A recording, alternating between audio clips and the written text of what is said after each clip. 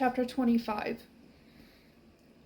Mom, a tremor begins in my hand, then spreads up my arm until my whole body shakes. I did this. I trusted Brooklyn. I let her out. The sharp, metallic taste of her blood still lingers on my tongue.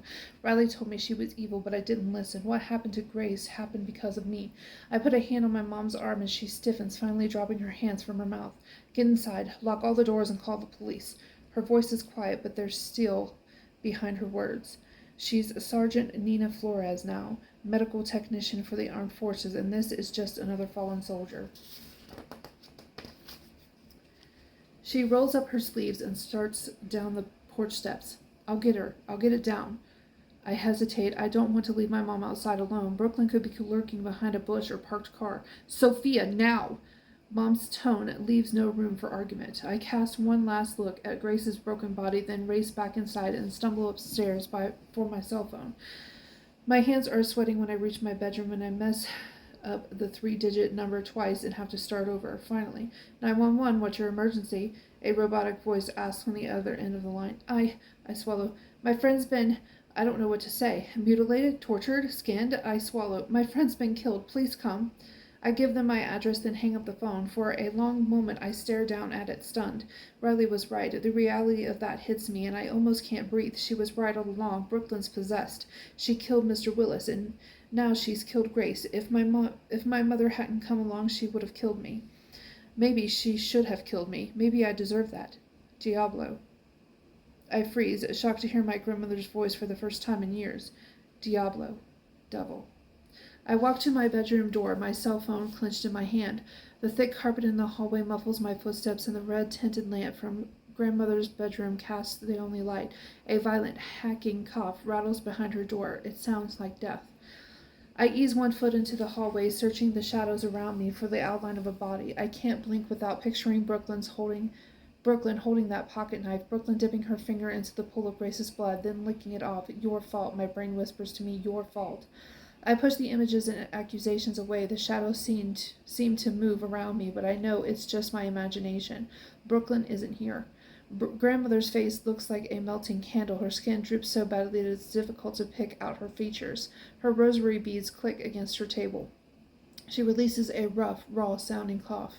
Grandmother? I hover near her door, almost afraid to go inside. Grandmother inhales. The sound is like a crumpling paper bag.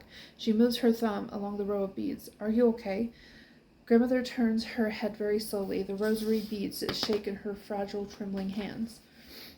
Diablo, she whispers. A shiver creeps down my spine. She hasn't spoken since her stroke. The doctors weren't even sure she could speak anymore. She focuses her cloudy eyes on me. It's like she's looking through me. Diablo, she says. It was an accident, I hiss. Diablo, grandmother says, like a prayer. It wasn't my fault. It was an accident, just like last time. The words rush out of my mouth before I can think about them. Diablo! I look past grandmother to the Virgin statuette on her windowsill. It glows white in the red-tinted room.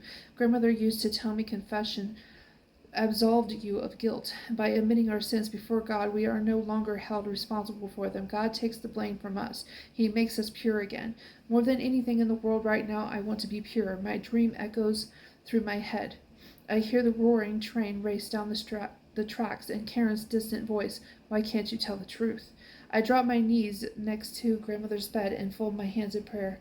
Blessed Mary, Mother of God, I whisper, forgive me for I have sinned. I close my eyes and I'm at the party with Karen, humiliated and crying. I stagger when I push my way out of the party and reach the porch. I almost expect the other kids to chase after me, throwing more Q-tips, but they don't. They're probably too drunk. I'm not entirely sure where to go next. I don't want to go home. It'd be too humiliating seeing my mom and grandmother after this. Tears prick my eyes and spill onto my cheeks. Then the high-pitched sound of the train horn blares through the night, followed by the distant roar of an engine. I stumble down the porch steps and into the backyard. It's dark, but the train's headlight flickers through the trees. I start to run. The sound calms me. It's so loud, so all-encompassing that I can't think of anything else. I step out of the trees and into the clearing just before the train tracks. Adrenaline fills my blood, making me reckless. The laughter and the Q-tips are far away now, almost like they happened to someone else, like they were a dream. The train's headlight shines through the trees as it curves around. Without thinking, I step onto the tracks. They shudder and quake beneath my sneakers. I close my eyes, and the world fades away. It's just me, the shaking earth, and the thunderous noise. Sophia! My eyes snap open, and I turn to see Karen stumble through the trees. She's still holding her beer. As she runs toward me, the foamy liquid sloshes over the side and spills to the ground. What are you doing? What does it look like? My eyes linger on Karen's face long enough to see the blood drain from her skin, and her eyes widen with shock. Good. After what she did, she deserves to be afraid. I turn back around. I want to face the train head on. The light moves closer. Karen stops a few feet away from the tracks. Jesus, it was just a joke. A joke? I say. How funny do you think it'll be when they find my body tomorrow and everyone blames you?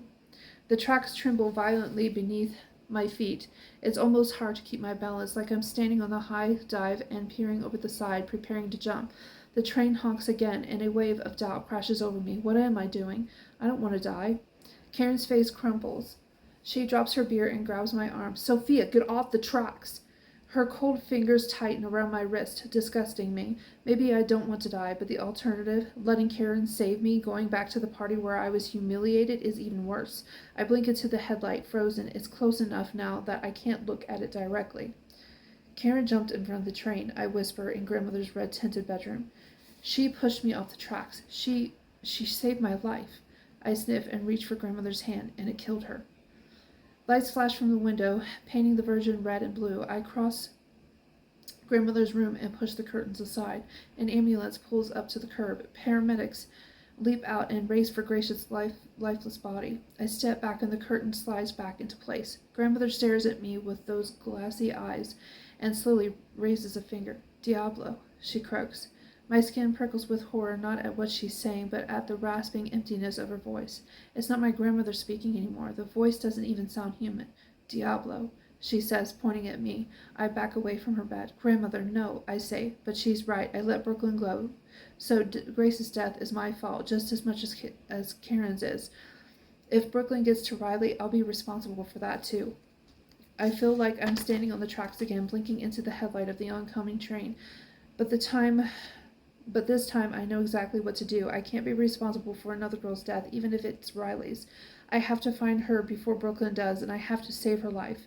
It's the only way I'll ever be able to forgive myself for the blood already on my hands. It's the only way God will ever forgive me. I turn, stumbling as I race from the room. Grandmother's whispery voice follows me down the stairs. Diablo, Diablo.